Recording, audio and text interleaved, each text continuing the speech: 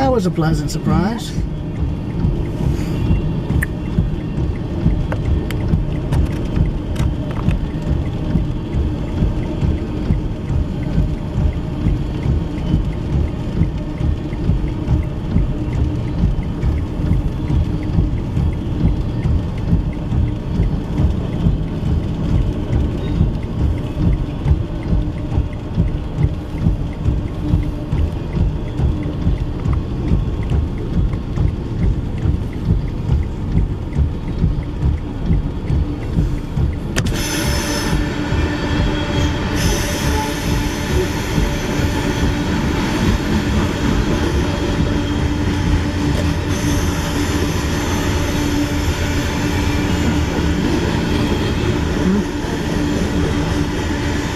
Flood the inside of the car.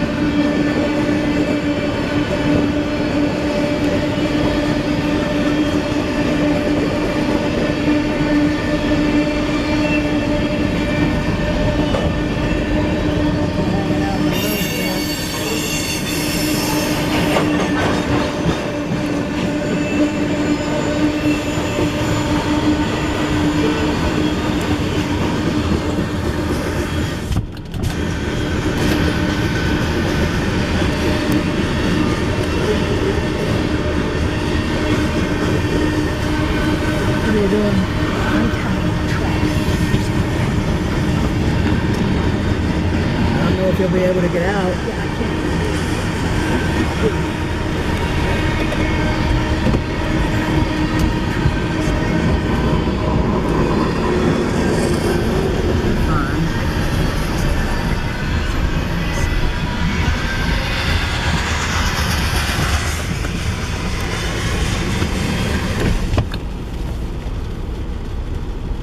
Perfect timing. There's the end of him. Yeah.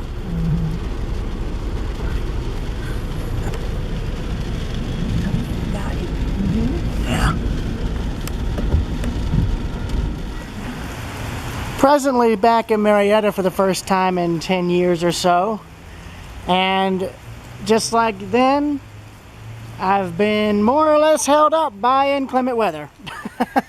What I mean by that is when we were here 10 years ago, we got drenched in the rain. We were down there and a storm similar to this one rolled in, drenched my grandmother and I completely to where we had to sit over here under this building here that now has a Marietta mural. There was an awning by that window there that's being hidden by the crossing gate, and we waited out the rain there. But yeah, here's Marietta's passenger station here. And here's the Kennesaw House. This is where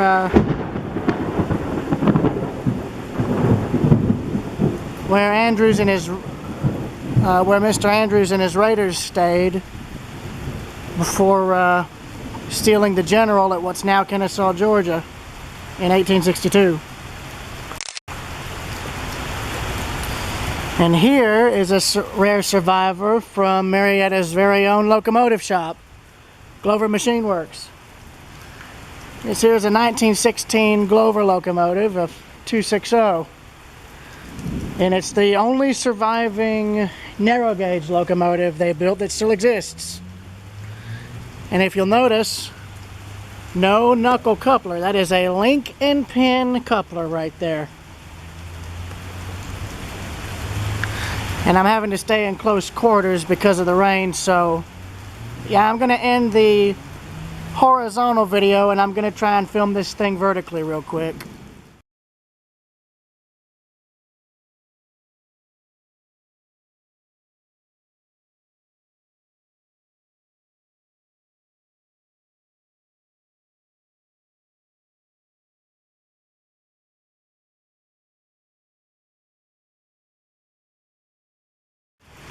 Alright, here's the locomotive again in vertical. I'm just trying to stay under the awning they've built for it so I can stay dry like the engine. And as you can see, this thing is really small, okay? Like, I cannot tell you how small this thing is, but they did build standard gauge sized equipment, Glover. They did build standard gauge locomotives of about this size or bigger. I've got a book on what they've done and what they built. I just haven't gotten the chance to really look at it in a while. But here's the cab. It's the tallest thing on the entire engine apart from the stack. And then here's the tender. Not a very big space at all.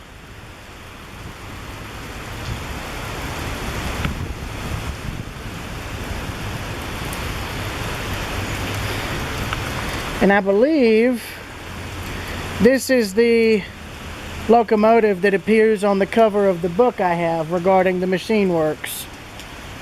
Don't quote me on it. But I love the whistle. That is a very small whistle.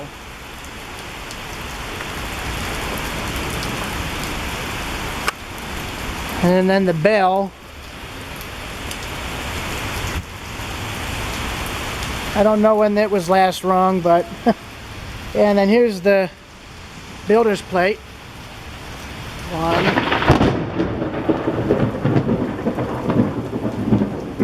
That was way too close for comfort. Way too close. Yeah. I want you to note that tiny board right there is the running board, okay? That's the running board. Your lead pilot truck. And then your little smoke box door. Of course, the good thing about this engine being undercover is the deterioration on it is not as bad as you would find on locomotives that are completely exposed.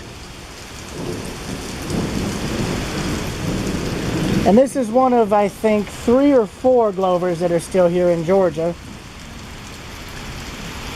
Don't quote me on the number because I know people are finding more of them. I know they found a 7th survivor a few years ago and they brought it to Kennesaw for a brief display.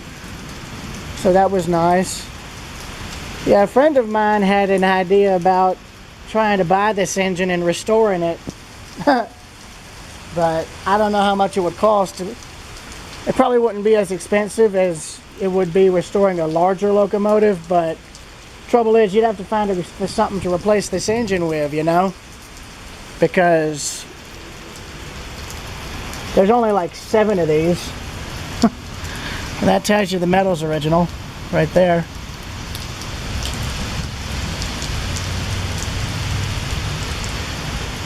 Yeah, there's the firebox. So you've got really small firebox space. And technically, if you want to count flanged wheels, this thing's a 240 because the back driving wheel and the front driving wheel are flanged, but note the center. The center is flangeless. So this means whatever industry this locomotive was being used in had very tight curvature.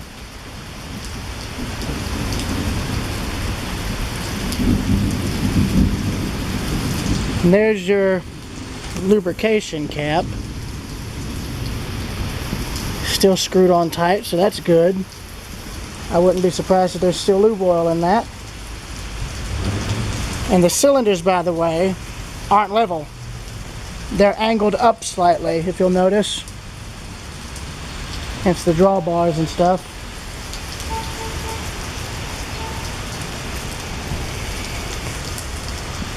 And there's where the number would have gone, along with, I guess, the industry. I really don't know. Again, I would have to look at my book on the Glover Machine Works stuff, because I really don't know if this is the same locomotive that was featured on the cover, but it wouldn't surprise me if it is. But who knows? Fortunately though, when Glover stopped making steam locomotives, they just literally set their tools and whatnot down and walked away.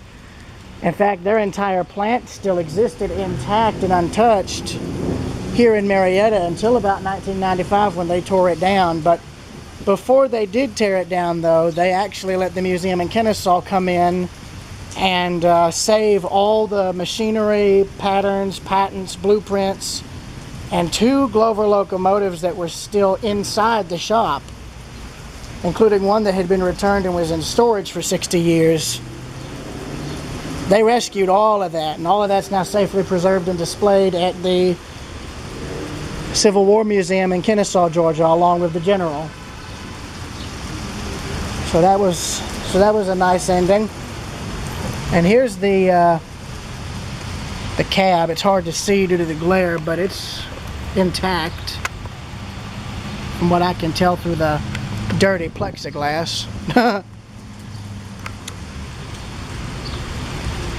It's too bad they don't have a bell cord you could ring the bell with. That'd be nice. Oh well. Probably for the best, to be perfectly honest with you. And then you've got your whistle and poppet valves there, the safety valves, your sand dome, as well as the thing for the cylinders, I would think. Oh, nope, nope, nope. That is a sand dome, because there's where the sanding line comes down there. There's another lubrication oil funnel there, but the cap is gone, so that'd have to be remade. Again, I really don't know how much it would cost to restore a locomotive of this size, but since it's a much, much smaller engine, it wouldn't probably cost anywhere near as much, but I think a lot of the cost would probably come out of making new parts. Because see, here's another lubrication thing that has its cap missing, but that's where you'd oil the rods and the bearings. So, yeah.